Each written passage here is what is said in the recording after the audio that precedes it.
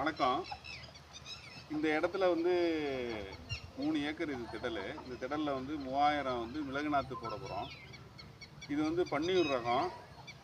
இங்கே வந்து கலவையாக 9, 10 ரகங்களை வந்து இந்த இடத்துல நடவு செய்ய இருக்கிறோம். மிளகு விவசாயம் வந்து ஒரு லாபகரமான விவசாயமாக இருக்குது. காவிரி படுகை மாவட்டங்களில் உள்ள விவசாயிகள் மிளகு விவசாயத்தை முன்னெடுக்கணும். ஒரு மிளகு செடியை வந்து குழி எடுத்து தொழு உரம் போட்டு நடவு செஞ்சு வளர்த்து கீழே இறக்கி சுற்றி கட்டி விட்டு காய்க்கிற வரைக்கும் நம்ம என்ன செலவாகும்னா ஒரு 300 ரூபா செலவாகும்.